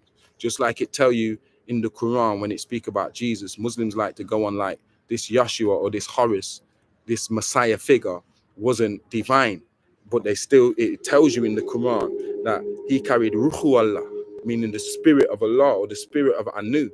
Do you understand? Like we're talking about Genesis 2:7, where he breathed his spirit into man and man became a living soul. You understand? We are the sovereign. Yeah, so Anu believes in us. Anu believes in you more than you believe in yourself. And when I say Anu, I'm talking about the spirit of God that's inside me and you, that the Quran says is closer than your jugular vein. Yeah, Allah says, I'm your thought before you think. I'm your speech before you talk. I'm closer to the human than his own jugular vein. The only way that's possible is me telling you this. The spirit of the Most High dwells inside of you. The quickest route to the masjid or the temple or the church is the route that leads within. And every journey you take in this reality, in this life, mental journey, physical journey, it's also a journey within. You are journeying in your own self. You are the pilgrim. And we are realizing our power now with this shit here. So Anu has more faith in us than we do in our own self as humans. Yeah, even me, I've been guilty. I've not had no faith in humans. I've been like, bastard, I ain't got no faith in humanity and people making it and shit. But over the last couple of days, learning some of this shit, it made me say, bastard, Anu's got more faith in you Jedefred, than you've got in yourself. And it made me apply it wider to humans and think, bastard, we ain't got no faith in this. And the Most High got faith in this. So if the Most High got faith in me, I got faith in me. And why do I say that? Because people say, oh, God's, nobody ain't into religion no more. They link God with this religious thing. Say, oh, God is like a myth. There's no God. Shit just is, in it. It's just an accident. It just is. It's the universe. They try and go away from the word God or Most High. You understand what I'm saying? There's no God. Yeah, look, there's no scripture that's come down for like since 1400 years ago with the Quran and shit. Yeah, and there's no prophets. Yeah, them prophets, like Muhammad was the last one, peace be upon him. Yeah, all them prophets, that shit stopped. So religion's dead. Religion's a myth. Religion's a hoax. God ain't, nobody believes in God no more. There's even some fools that would tell you God's dead. You understand? God don't care. God's apathetic. I'm talking about the real God. I'm not talking about these small fry demigods, these demiurges, man. It's fake gods. I'm talking about the Most High Anu, the Most High El, Yahuwah Elohim. Yeah? And they say, God's dead, man. Like, God, you know what I'm saying? But listen, they say God don't care no more. But you know how you know God still cares? Babies are still being born. And the fact babies are still being born, like Baba said, means that God still cares and God still got faith in humans and God still got faith in me. Even now, with all of this scamdemic shit and all of this jibby-jabby fucking stuff, yeah, healthy babies are still being born. Healthy babies are still being born free of the pestilence and all of this shit. Yeah, messiahs are still being born. Indigo children are still being born. Prodigies are still being born. The Most High still have faith in the human race. That means say we have to have faith in ourselves. Otherwise, we fail in the Most High within ourselves. How can the Most High in you have faith in you and you don't have faith in yourself? That means, like I said earlier point, most humans don't know themselves. They know everything else. I know the Most High inside of me. I know the Most High inside of me. I don't believe in it. I know it. John 8:32, I know it. I know myself as the living soul. You understand? And that's where we need to go with this shit and build on that. That needs to be the foundation. That is the true agnostic.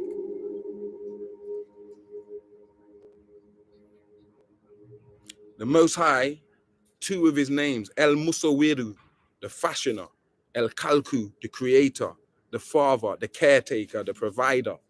You understand what I'm saying? He has more faith in us now, in this time, than he had even before, because look what's going on now. You understand? His concern for us. Look what's going on now. Him and her's concern, Anu and Antum. They got more faith in us now, saying, humans are going to solve this shit. Humans don't need a savior. What you on about? Humans are their own savior and everybody else's savior. They're going to save us. What you niggas don't know. So they give us this distant God, man, in religion. Oh, yeah, that was 1400 years ago. Islam came. The Quran is 1400 years old. Yeah. Oh, Christianity, the Bible, that's like 2000 years ago, of at least 325 AD. It's a long time ago. The Torah, that's even before 586 BC. That shit's old. So God ain't really fucked with us for the last 2000 years. God's like some distant place, when all the time God's been right inside of you, closer than your jugular vein. The Most High God I'm talking about, not these fake religious gods. That I'm talking about the Gnostic God, man. Do you understand? They trying to give you this distant God to make us feel like we've been abandoned. Don't nobody give a shit about us. We waiting on some hippie to float out the clouds or whatever else because we need saving. We need a savior. The only person you need saving from is yourself. And you are the own savior from yourself. Yeah. So give them back their distant gods, their Jesus, their Allah, their Yahweh, all these distant gods that ain't been in the earth or connected with what goes on earth for the last 2,000-3,000 years, pal. Why are they going to be concerned now? Do you understand? The whole shit's a myth. The custodians, they're baffled by this stuff that I'm speaking to you about. They hate me for it. They hate people like me. They don't want people like me to prosper. They don't want this message out. They know Jed Efra is much more than the books that he writes, or just a face on YouTube, some armchair philosopher, or some content creator. They know it's not just the mumblings of an old madman. You understand? They know this is the fucking key. That if humans start turning off their fucking football game and turning off these fucking Instagram scrolling and shit and really tuning into what guys like him are saying, then we're fucked basically. So we got to keep the algorithm so that this shit don't get seen, and we got to keep people disempowered so they feel like they can't add to what he's doing. They can't really help push this out. This ain't me. This is us. Do you understand? This is our message. Yeah, you have the power to push this anywhere, to send it anywhere, to replicate it, to speak on it, to add to it. You understand what I'm saying? I'm giving you the keys. They're baffled by this. They're baffled by the love we have for each other because of the source that's inside of us, the source of life, the real human, not this fucking avatar body that they're telling you is man or they're telling you is the human.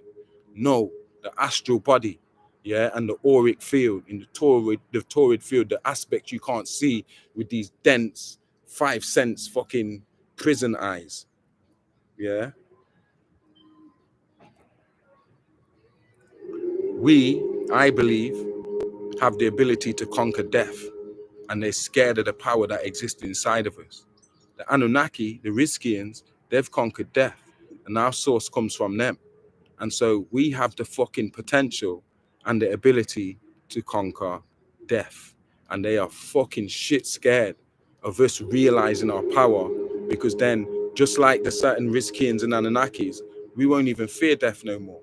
We won't be ruled by our fear of death. Oh, it's over. What happens after death? Reincarnation and yo, they've conquered that shit long time ago. Sickness, death, and all that shit's old.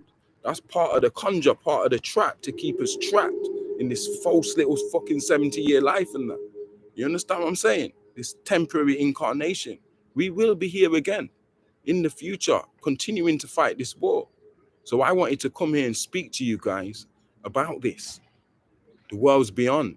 And I advise you, if you haven't gone on my Instagram, TZT page, to watch those lives that I did. Those are some of the most important lives I did to date. And I've did a load of lives, guys, I'm sure you know. But them ones there, man, the Prison Planet Politics, 1, 2, and 3, what's it called? The Real History of the British Royal Family, yeah. Gnosticism, the Missing Keys, yeah. I'm sure there's 1 or 2 others, but if you go on the TZT page and scroll through the IGTV, you'll find them on there. There's some serious lives on there that link to this one. But even though with all that, I needed to come back and say this. I had to say this, yeah. It's either we're gonna stay here and get defeated by Klaus Schwab, yeah, and the World Economic Forum plan. We all know what that is. Or we're gonna defeat the World Economic Forum and clean it out of the planet and say we don't fucking want these people here. And where there's a will, there's a way. If we've got a strong enough will, even if it was just the 7 of us or 8 of us here, yeah, a small group with a strong enough will can achieve anything, yeah. So if we had a strong enough will to push this message out and get this message, like, yo, we need to grow this thing so people can understand this is a con. And until we become the change we want to see, it's never gonna fucking change. Imagine if just us here, yeah, and the other potentials, we're the only real humans left. Imagine if 7 billion humans were just drones and there's only like fucking 0.7 of us that's really actually fucking got thinking soul consciousness. We need to get in gear, man. It can't just be me out here speaking about this shit. There's got to be other motherfuckers, and I accept my role. Don't get me wrong, I'm never gonna run from it. It's my role. But there's got to be other niggas out here that's doing their shit, yeah. Because I feel at times coming on here, it don't even know more. We've gone beyond that point, yeah. But just for the Scribe Tribe, those loyal people, who always came and gave time to what I was saying and what I'm doing and support my works and my books and stuff. I do this for you guys. I don't do this for no new followers or nothing else. I do this for you guys, and I do this for the revolution of humanity, for us to step into our power and go back to consciousness. Even if the majority doesn't take it in, we're putting it in the ether. We put it out in the ripples over 300 times.